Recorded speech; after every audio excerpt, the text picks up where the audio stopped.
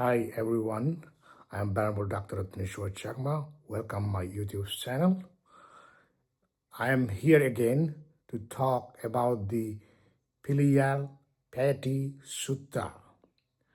The Buddha speak about the deep kindness of parents and the difficulty in repaying it.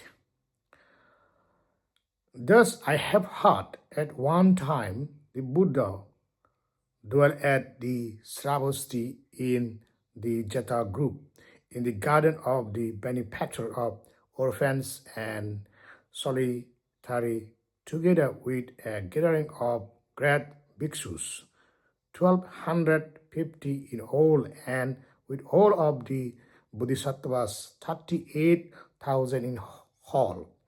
At that time, the world owner, one led the great assembly on a walk toward the south. Suddenly, they came upon a file of bones beside the road. The world owner, one turned to face them, placed his 5 limbs on the ground and bowed respectfully. Ananda, one of the main disciples of Buddha, put his palms together and asked the world-honored one, or the Buddha, the Tathagata, is the great teacher of the triple realms and the compassionate father of beings of the 4 kinds of births. He has the respect and reverence of the entire assembly. What is the reason that he now bows to a pile of dried bones? The Buddha told Ananda, although all of you are my foremost disciples and have been members of the Sangha for a long time, you still have not achieved far-reaching understanding. This file of bones could have belonged to my ancestor from former lives. They could have been my parents in many past lives. That is the reason I now bow to them. The Buddha continued speaking to Ananda. These bones what we are looking at can be divided into 2 groups. One group is composed of the bones of men, which are heavy and white in color. The other group is composed of the bones of women, which are light and black in color. Ananda said to Buddha, "Well honored one, when men are alive in the world, they adorn their bodies with robes, belts, shoes, hats, and other fine attire, so that they clearly assume a male appearance. When women are alive, they put on cosmetics, perfumes, powders, and fragrances to adorn their bodies, so that they clearly assume a female appearance. Yet, once man and woman die, all that is left are their bones. How does one tell them apart? Please teach us how you are able to distinguish them." This was the question of Ananda. Then the Buddha said, "Answer Ananda, if when men are in the world, the entire temple listen to explanation of suttas and Vinayas texts, makes obeisance to the triple gem, and recite the Buddha's names. Then when they die, their bones will be heavy and white in color. Most women in the world have little wisdom and are saturated with emotion. They give birth to and raise children, feeling that this is their duty. Each child relies on its mother's milk for life and nourishment. And that milk is a transformation of the mother blood. Each child can drink up to 1,200 gallons of its mother's milk because of this drain on the mother blood, whereby child takes milk for its nourishment, the mother becomes old and haggard, and so her bones turn black in color and are light in weight. When Ananda heard these words, he felt a pain in his heart as if he had been stabbed and wept silently. He said to the world, honored one, how can one repay one's mother's kindness and virtue? The Buddha told Ananda, listen well, and I will explain in explain for you in detail. The fetus grows in its mother womb for 10 lunar months with bitters. She goes while it dwells there. In the first moon of pregnancy, the life of the fetus is as precarious as the dewdrop on grass. How like that? It will not last from morning to evening, but it will evaporate by midday. During the second lunar month, the embryo congeal like cats. In third month, it likes coagulated blood. During the fourth month of pregnancy, the fetus begins to assume a slightly human form. During fifth month in the womb, the child's 5 limbs, 2 legs, 2 arms, and a head started to take shape. In the sixth lunar month of pregnancy, the child begins to develop the essence of the 6 sense faculties: the eyes, ears, nose, tongue, and body and mind. During the 7th month, the 360 bones and joints are formed, and the 84,000 hair folds are also complete in the 8th lunar month of the pregnancy.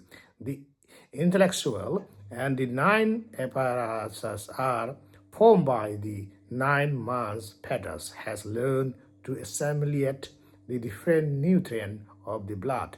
It eats, for example, it can be assimilate the essence of feces, certain plant root, and the 5 kinds of grains.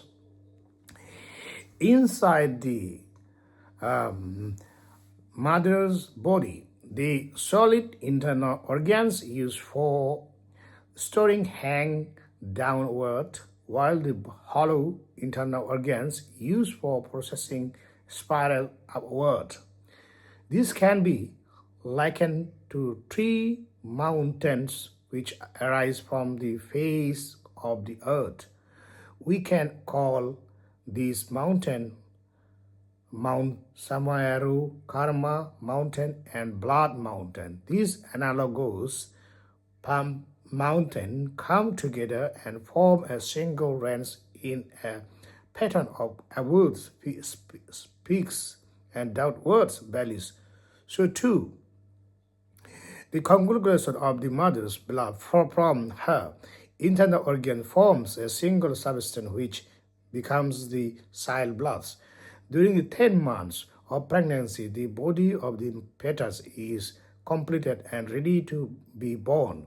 If the child is extremely pliable, it will emerge with firm joined together in respect, and the birth will be peaceful and auspicious. The mother will remain uninjured by birth and will not suffer pain. However, if the child is extremely rebellious in nature to extent that it is capable of committing the 5 rebellious acts, then it will enjoy its mother's womb, rip apart its mother's heart and liver, or get entangled in its mother bones. The bird will feel like the slices of 1,000 knives, or like 10,000 swords stabbing her heart. Those are the agonies enveloped in the birth of a defiant and a rebellious child. To explain more clearly, there are 10 types of kindnesses bestowed by the mother on the child.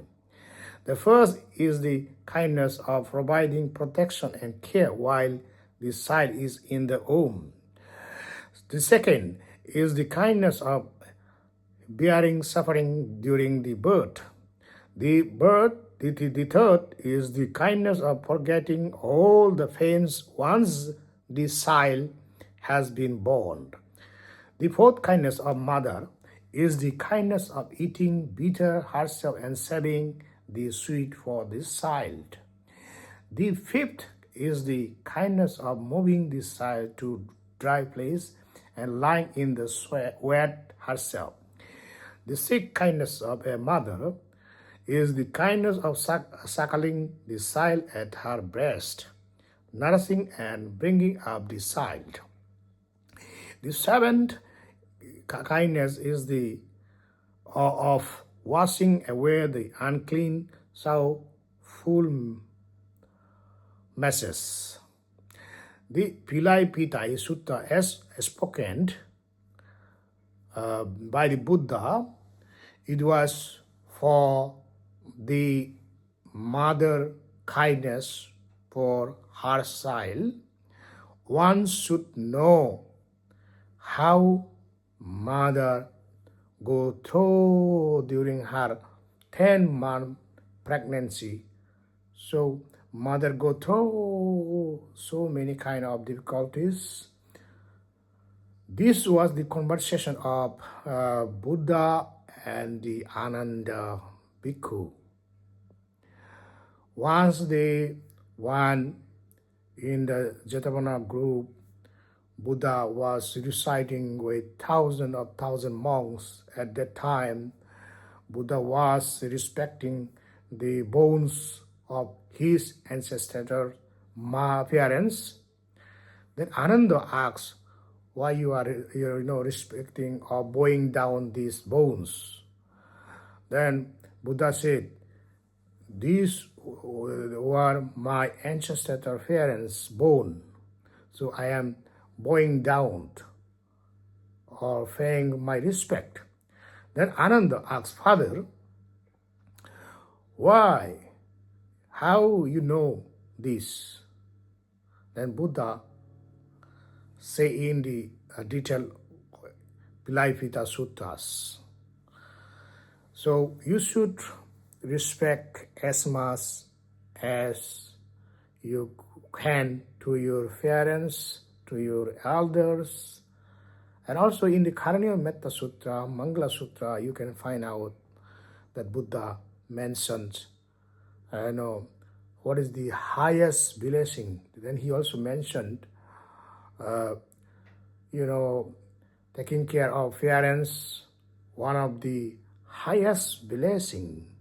So we should not forget to take care of our parents, our loved ones, elders, and pujacha pujaniya nang etang mangla muttamang, the wise one. We should not also forget to take care of them. Thank you.